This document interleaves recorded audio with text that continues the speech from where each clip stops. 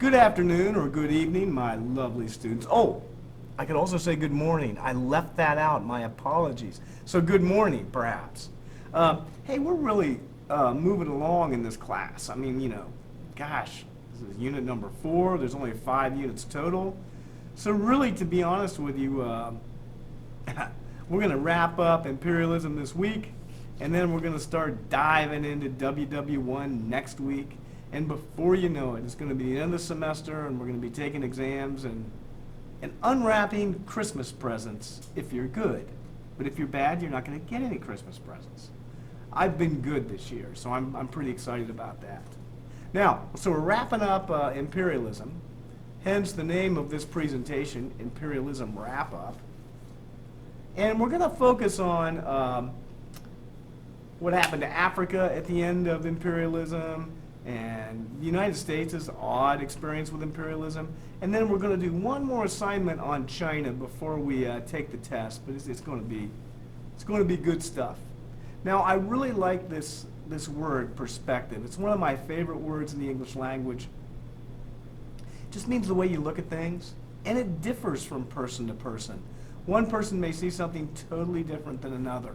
So perspective is hugely important.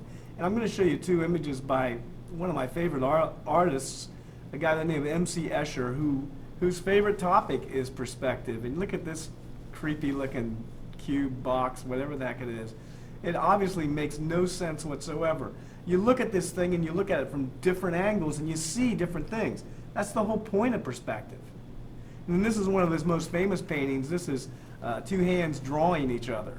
It's like this hand saying, I'm drawing you. No, I'm drawing you. No, I'm drawing you. No, I'm drawing you. It's all a matter of perspective, my people. So when we get to this concept of imperialism, you're going to find that imperial powers have very different views on things than, say, the colonized, the people who got imperialized. All right, here we go. Colonizers. These are people like Western European nations, the United States, and Japan. They have a perspective on which they look at this concept of imperialism. First of all, and this is very important, they view the colonies as possessions.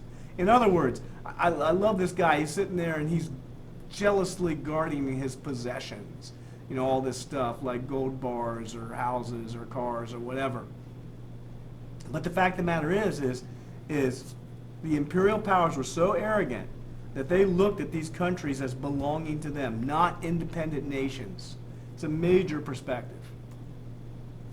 Not only did they look at the countries and the people living there as belonging to them, but also all the valuable resources that were contained in those countries belonged to the mother country as well. Here's obviously a pretty large piece of gold. Hallelujah.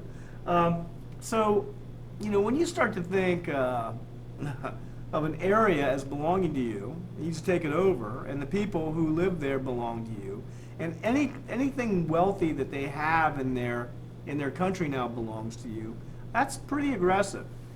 And that's the way the colonizers looked at the colonies. It's kind of hard to see this image, which is too bad because it's a good one. There was something else. It's this concept of nationalism, this intense pride in one's country. Now, nationalism is really not that different than patriotism, although I'd say that nationalism is taking it to an extreme form. When you think your country is so awesome that you feel like it constantly has to improve itself, grow, take on new territory, or it stagnates and dies. It's just like a competition thing. You may have heard an expression before, keeping up with the Joneses. That's the idea that if your neighbor gets something neat in their front yard, then by gosh, you need to go out and buy one for your front yard. So when it comes to imperialism, if France goes out and gets a colony, then Germany thinks it has to go out and get a colony. So nationalism was this pretty intense competition between European nations. Now, the colonists, the people who lived in these places that got claimed, they obviously didn't have a whole lot of say in things. And if you watch that movie Zulu and you thought about the poor Zulus who are getting roached by the British, there would be a little bit of feeling like, this is really not fair to these Zulus. Here they are, they're minding their own business, And all of a sudden, this power comes in with guns and starts blasting them, taking their land. Doesn't seem fair. And if you could describe, if you could ask a colonist to describe, hold on, I gotta sneeze. Excuse me. The colonizers, they would call them thieves, robbers, people who come in and steal their stuff. And that's a pretty apt description. Not only did they steal their stuff, but they imposed their culture upon them. And there's two parts to culture. One is language and one is religion. If you go around the world today to former colonies like the United States, you'll find that many of them speak the mother tongues or speak the language of the country that once owned them. Like here in America, we speak English. Perfect example. Not only did they foist their language upon them, but they also converted local inhabitants to their religions at times violently. Going back to the previous slide, English is one of the most spoken languages in the world, although England itself is not very large. That shows you the colonial reach of England at one point. Christianity is the #1 religion in the world at 33%, although, you know, certainly not a third of the world is European. So there's another good example. Now, just a case in point, if you look at Africa, Africa is a great example of these ideas in action. I really like this map. This is from 1914, 100 years ago. This is the way Africa looked. And this map is kind of interesting. If you look at these names here, they're not written in English. I believe that this is a Spanish map. Yes, definitely, España, there you go. And they're talking about the different countries that own this territory. If you look in yellow, this is Belgica, which is Belgium. The blue is Francia. Black, Alemania, that's Germany. Whew. Green's Italia, green is Portugal, red is España, and then the lighter, or the darker red is Reino Unido, which is the United Kingdom, and then independence in gray. There's only 2 independent countries. Right over here is Liberia, and right over here is Ethiopia. The rest of the continent was colonized. And if you look, the dark red of the UK and the blue of France, they were the most active. But with the exception of Ethiopia and Liberia, the whole daggone country was colonized. That's amazing. That's 1914, just 100 years ago.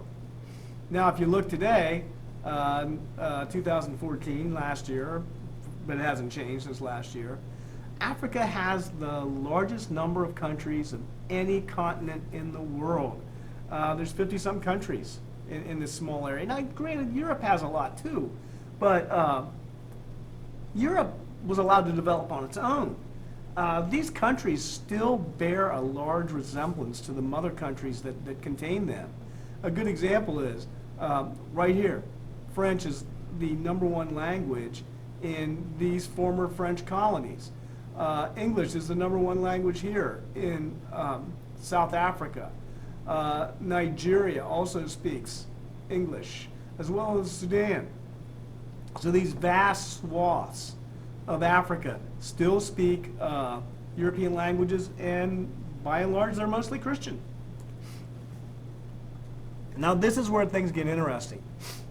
Did the United States get in this game?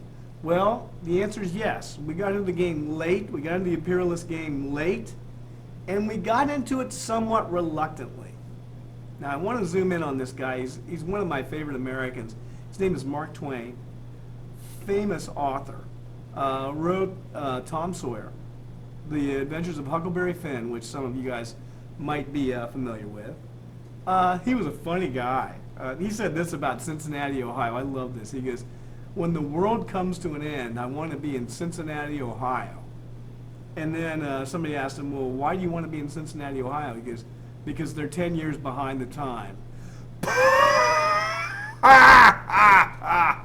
Sorry. Okay, now, Mark Twain was someone who was very opposed to the concept of America getting colonies. And he was opposed to this for this wonderful word right here. The word is hypocrisy. Now, if you know what hypocrisy is, hallelujah. If you don't know what hypocrisy is, I'm going to tell you. Hypocrisy is when you criticize someone for something, but then you go ahead and do it yourself. Now, why in the world would Mark Twain say it was hypocritical for the United States to get colonies? Well, it's because of our history, of our experience. This is a famous painting of George Washington crossing the Delaware on Christmas Day, 1777, in order to take on the Hessian soldiers at Trenton, New Jersey. Famous, famous American painting. Now, what's interesting about this painting is this was the Revolutionary War, a war against imperialism. America would not have been born if it weren't for our feelings, our anti-imperial feelings. And the general feeling in the United States during the Revolutionary War was the mother country did not respect the rights of the colonists. So it would be hypocritical of us to go out and obtain a colony if this had been our experience in the past. But somehow we got over this. Somehow we got over this. And America's focus was here in the Pacific Ocean because Africa had been colonized by this point, and so we're going to focus to the west, not the east. Now, what's odd about that is we become very opportunistic in this desire to have colonies.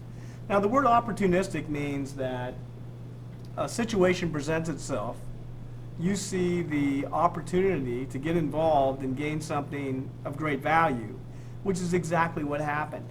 Now, our focus on the Pacific actually started here in the Caribbean, just south of Florida. This is the country of Cuba, right down here. The country of Cuba in 1898 was a colony of Spain. But the people in Cuba were desiring their independence. The United States decided that it would help Cuba get its independence from Spain, and in the process, if they went to war with Spain, then they could attack some of Spain's colonies in the Pacific that the United States wanted. So check it out. Spanish misrule, this comic right here, Anarchy in Cuba. We're going to use this dispute between Cuba and the colonial ruler Spain as a justification to insert ourselves into that conflict and then obtain some colonies in the Pacific as a result. And that's exactly what we did. The Philippine Islands in southeastern Europe, this is one of, that's the Philippine flag, by the way. This was one of Spain's valuable colonies. So we used the conflict between the Cubans and the Spaniards as an opportunity to insert ourselves into the dispute between the Filipinos and the Spanish. And then once the Spanish were defeated, we took over for the Spanish. We took over. And the Filipinos were furious. And it took, 48 years for the United States to grant the Philippines its independence. And if you look at that year, 1946, anybody have any idea why 1946? Well, that was the year after World War II, and by this point we felt like, really, we should not be an imperial power. We should let these folks go. So that's America's experience with imperialism. Thank you, young people, and have a good day.